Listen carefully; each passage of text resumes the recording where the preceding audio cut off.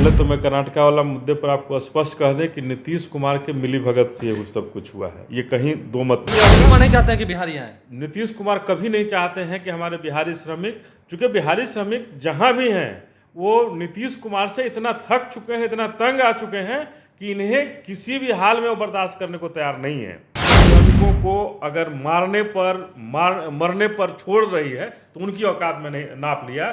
जब हम अपने बलबूते हम ठीक हो जाएंगे तब हमारे राजा आएंगे हमें देखने हैं। राजा तो तब होता जब अपने दुख और सुख में प्रजा के बीच होता। तो हम तो कह रहे हैं कि आप मीडिया को केवल आजाद कर दीजिए, वही आपको असली चित्र दिखा देगा। कुल मिलाकर के पूरा का पूरा झालमुल है। और एक ही संक्षेप में बता देना चाहता हूं कि बिहार सरकार पूरे क्रियाकलाप पर अपने मिट्टी डालना चाहती है, पर्दा डालना चाहती है कि 15 साल में इन्होंने बिहार को विकास नहीं, बिहार के विनाश के रास्ते पर ले जाकर रख दिया है। नमस्कार, मेरा नाम आलोक है। आप लाइव स्ट्रीम देख रहे हैं। प्रवासी मजदूर अब बिहार लौट के आ रहे हैं। खुशी हुई, काफ़ी खुश हुए लोग।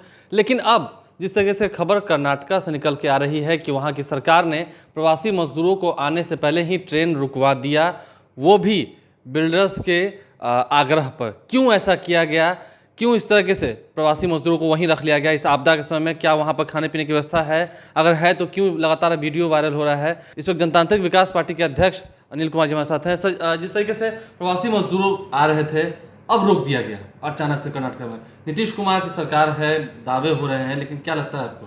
देखिए, ये दोनों जगह डबल इंजन की सरकार है। डबल इंजन कहने का मतलब कि जहां आने वाले लोग थे और उनका दोनों का गठबंधन है। तो ये हमें नहीं लगता है कि नीतीश जी के विरुद्ध ये काम हुआ होगा। नीतीश जी के रजामंदी से ही ये हुआ होगा। मतलब ये आप तो ये इल्ज़ाम लगा रहे हैं कि नीतीश कुमार की सहमति होगी? इल्ज़ाम नहीं लगा रहा हूँ, मुझे पूरा विश्वास है कि नीतीश जी छुपे रुस्तम है।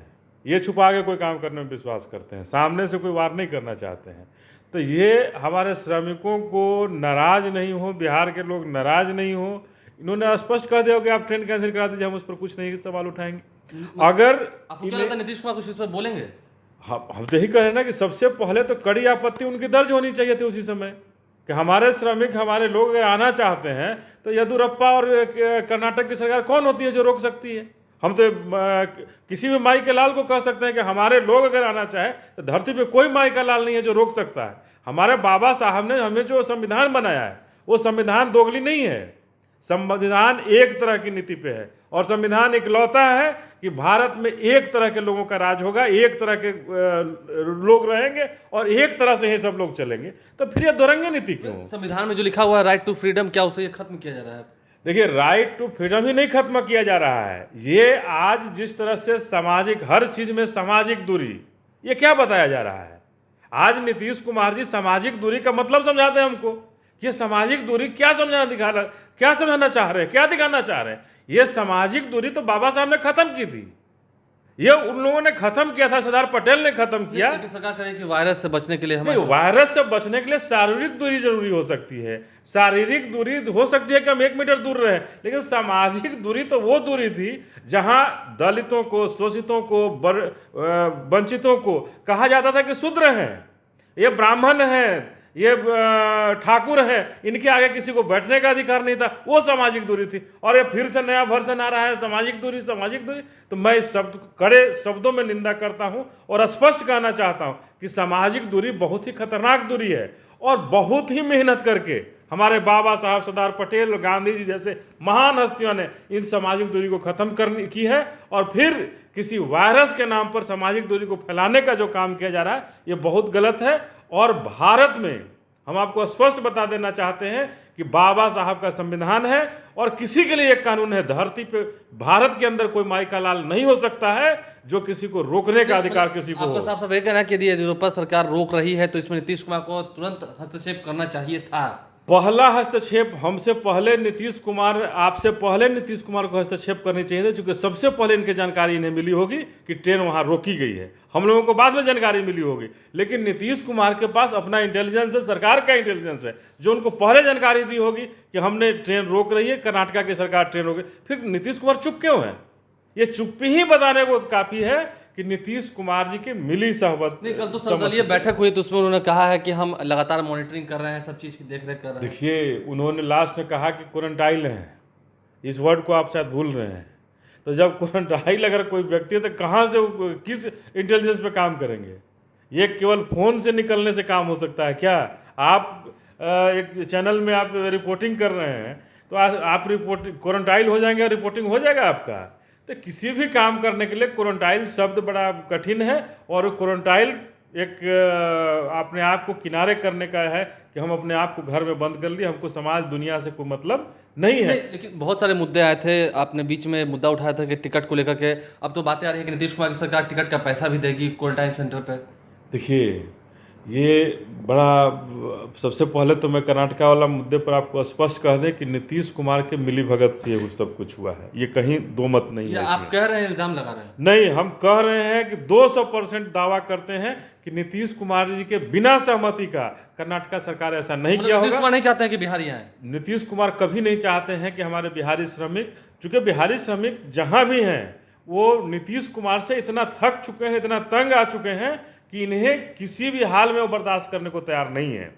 जिस तरह से उनके साथ किया जा रहा है, जो आपने अभी टिकट की बात की, नहीं तो सरकार कह तो रही है कि टिकट हम देंगे, आप आइए, हम पैसे आपको देंगे जितना तो लगेगा। ये सरकार चला रहे हैं या व्यवसाय कर रहे हैं? हमें तो लगा, जिस तरह के इनका वक्तव्य था, हमको तो लगा कि व्यवसाय कर रहे हैं कि आप ये कंडीशन अपना लीजिए तब हम आपको देंगे। अरे भाई, अगर उसके पास 1000 रुपया होता तो आपसे क्यों भीख मांगता? क्यों जगह जगह हाथ फैलाता? हमारे बिहार के लोग इतने खुददार हैं, इतने मेहनतकश हैं कि भीख मांगने में विश्वास नहीं करते हैं। अपने हिम्मत और हौसला में उनका दम हमने है। भी जब लोगों से बात की थी तो उस वक्त सामने निकल के आया था कि 910 रुपये उन्हें टिकट का लगा, और वो लोग दूसरे से मांग कर लेके आ रहे थे। हम तो स्पष्ट कह रहे हैं ना कि भाई, अब आप कह रहे हैं कि 910 रुपया टिकट का लगा, और उसके बाद हमारे माननीय मुख्यमंत्री नीतीश कुमार जी का शब्दों में अगर कहा जाए तो भाई आप आ जाओ टिकट में अपना लगा करके पैसा। कैसे लगाओगे? नीतीश कुमार जी के पास इसका जवाब नहीं है। आप आ जाओ, यहाँ क्वारंटाइन में 21 दिन रखेंगे और 21 दिन के बाद हम आपकी विदाई करेंगे। ये पैसा भी देंगे? तो वही हम कहने, विदाई कहने का मतलब यही है कि जो टिकट में लगा था सो, और उसके बाद हम कुछ एक्स्ट्रा भी तो कुछ अनिल कुमार उन्होंने तो क्या कहा। देख रहा है कि इसको ये व्यवसाय कर रहे हैं? देखिए, हम व्यवसाय इसलिए कह रहे हैं कि एक व्यवसायी होता है, वो कंडीशंस के साथ व्यवसाय करता है। ये सरकार चला रहे हैं, तो सरकार व्यवसाय कब से करने लगी? कंडीशन कब से रखेगी? जब हमारे लोग फंसे हुए हैं, तत्कालिक लाभ हमें देने की जरूरत है ना। टिकट के पास पैसा नहीं है, टिकट के लिए साहब पैसा नहीं है हमारे पास, और हम कह रहे हैं कि आप आ जाओ। आप टिकट, दूसरी सारी सरकारों ने कहा कि हम अपने श्रमिकों को फ्री बुलाएंगे। छत्तीसगढ़, मध्य प्रदेश, राजस्थान के श्रमिकों को लोग फ्री बुला रहे हैं, तो क्या बिहार सरकार के पास या कहे कि हम बिल्कुल, हमारे पास कोई पैसा नहीं है, कोई फंड नहीं है, हम कुछ नहीं कर सकते, हेल्पलेस है? ये कहे कि हम हेल्पलेस है, हमारे पास कोई फंड नहीं है? तो आप एक तरफ जब कैबिनेट का मीटिंग करते हैं, लाखों करोड़ों का बजट पास करते हो कि ये हमने कर दिया, ये कर दिया, और एक सिंपल लेबर, हमारे श्रमिक भाई बहन जो फंसे हुए हैं, उनको लाने की आपकी औकात नहीं है, उनकी लाने की क्षमता नहीं है, फिर आप कैसे बात कर आप सकते हैं? औकात पे बात जा रहे हैं, बार बार नीतीश कुमार ये कह रहे हैं कि हम कहते नहीं हैं, करके दिखाते हैं। भाई, हमने तो कहा कि इनकी औकात क्या है, सरकार की औकात क्या है? जो सरकार अपने श्रमिकों को अगर मरने पर छोड़ रही है, तो उनकी औकात में नहीं नाप लिया कि उस सरकार की कोई औकात नहीं है, कोई अहमियत नहीं है लोगों का। मर रहा है, मरे। सरकार ने कह दिया है, नीतीश कुमार ने कह दिया है कि आप आइए, क्वारंटाइन सेंटर में रहिए, तो हम आपको टिकट देंगे, टिकट का पैसा देंगे, और आपको 500 रुपया भी देंगे। यही है ना? तो 500 रुपया भी देंगे। लेकिन साहब, हमारा सवाल है कि ये दो नीति आप क्यों कर रहे हैं? कुछ दिन के लिए, कुछ लोगों को 14 दिन के लिए क्वारंटाइन कर रहे हैं, कुछ लोगों को 21 दिन के लिए क्वारंटाइन कर रहे हैं। और जो क्वारंटाइन सेंटर की जो व्यवस्था है वो क्या है? नहीं, वहाँ पर तो कह रहे हैं कि मच्छरदानी से लेकर बर्तन वर्तन सब दे रहे हैं, खाना भी दे रहे हैं। भाई, हम कहेंगे तो आप कहेंगे कि आप आरोप लगा रहे हैं। मीडिया को आप घुसने नहीं दे रहे हैं। आप कभी जाकर किसी क्वारंटाइन सेंटर को देखे हैं? वहाँ तो मीडिया को बैन कर दिया है। तो आप ये समझिए कि क्यों बैन किया गया। अगर मीडिया को खुला दरबार, हमारी इतनी अच्छी व्यवस्था थी, तो हम अपनी व्यवस्था में तो भेज सकते थे कि जाके आप देख लीजिए क्या व्यवस्था हमने किया है। व्यवस्था दम से कहते, ताकत लगाते कि जाके देखो आप। हम क्यों बैन करते साहब? तो क्या इसीलिए ये बहुत सारे केसेस आ रहे हैं कि कई सारे लोग क्वारंटाइन सेंटर से भाग जा रहे हैं? आखिर अगर हमारे श्रमिक भाई बहन हैं या जो भी बिहार से बाहर के लोग आए हैं और उन्हें हम क्वारंटाइन सेंटर भेज रहे हैं, तो आखिर क्वारंटाइन सेंटर से भागने का मतलब क्या है? लोग तो हमारे पास कह रहे हैं कि दिन में एक बार खाना मिल गया, कभी 24 घंटा में एक बार खाना मिल गया। हमारे बात होती है आपकी? हाँ, सासाराम से कुछ लोग आए थे, उन्होंने बताया कि भैया बाथरूम की जो दुर्गति है कि अगर एक आदमी को क्वारंटाइन सेंटर में अगर कोरोना है तो पूरे क्वारंटाइन सेंटर को हो जाएगा। अगर उसमें 200 लोग हैं, 200 लोग उस संक्रमित हो सकते हैं, क्योंकि वॉशरूम एक है, 2 है, 3 है, लेकिन चौथा नहीं है, सफाई होती नहीं है। खाना एक टाइम मिलता है, रात में खाना मिलेगा, कभी नहीं तो मिलेगा। अंततः आपसे सवाल यही होगा, कल नीतीश कुमार ने कह दिया साफ साफ कि जैसे ही लॉकडाउन की अवधि खत्म होती है हम निकलेंगे घूमने, हम लोगों को हालचाल जानेंगे। भाई आपको जब सब कुछ बर्बाद हो चुका है तो चमन देख के क्या करेंगे? अरे चमन तो तब देखेंगे ना जब हम विपत्ति में हैं, जब हम अपने बलबूते हम ठीक हो जाएंगे तब हमारे राजा आएंगे हमें देखने हैं। राजा तो तब होता जब अपने दुख और सुख में प्रजा के बीच होता। अगर वायरस है तो जो फिजिकल डिस्टेंसिंग की बात है उस फिजिकल डिस्टेंसिंग को लेकर के चलते। देखते हैं अभी कि हमारे लोग, हमारे क्वारंटाइन सेंटर जितना दावा कर रहे हैं कि मच्छरदानी है और ये है, तो एक क्वारंटाइन सेंटर को नीतीश कुमार ने क्यों नहीं देखा? वो अपने आदमियों पर क्यों इतना विश्वास क्यों है? हम तो कह रहे हैं कि आप मीडिया को केवल आज़ाद कर दीजिए, वही आपको असली चित्र दिखा देगा। आप वहाँ भी साहब रोक लगाते हैं। अब इन्होंने रोक लगा दिया कि ट्रेन से कोई आएगा वहाँ भी मीडिया बंधु किसी से नहीं मिलेंगे। तो ये रोक नहीं है, ये चौथे स्तंभ पर भी जो रोक लग रहा है तो ये इसलिए लग रहा है कि आप असली चेहरा उजागर नहीं कीजिए, बिहार का असली चेहरा उजागर मत कीजिए। ये 17 लाख लोगों को इन्होंने कहा कि 1,000 रुपया आपको क्या लगता है, अंतिम सवाल, लाएंगे कि नहीं लाएंगे? आप सीधा कर रहे हैं कि चाल है, ये है, वो है, इतने सारे लोगों को लाएंगे कि नहीं लाएंगे? देखिए, ये हमें लगता है नहीं लाएंगे, नहीं लाएंगे, नहीं लाएंगे, क्योंकि 2 तरह की व्यवस्था कर रहे हैं। एक, लाने से इनके अस्पतालों का पोल खुलेगा। ये जो बिहार में नंबर दिखा रहे हैं कि बहुत कम नंबर है, कोरोना संक्रमित लोगों का नंबर कम है, वो भी दिखने लगा कि हमारे पास बहुत ज़्यादा है। और जो बिहार के भाई बहन, जो हमारे बाहर जो श्रमिक भाई बहन जो फंसे हैं, उनको लाने से इन्हें लगता है कि अब 1,000 रुपये देने का हमने कहा है, टिकट देने का कहा है, टिकट के बाद फिर 500 रुपया देना पड़ेगा, तो नहीं लाए, नहीं आए तो ये हमारा पोल नहीं खुलेगा। क्वारंटाइन जितना सेंटर खुलने की दावा कर रहे हैं वो सेंटर कहीं खुला नहीं है।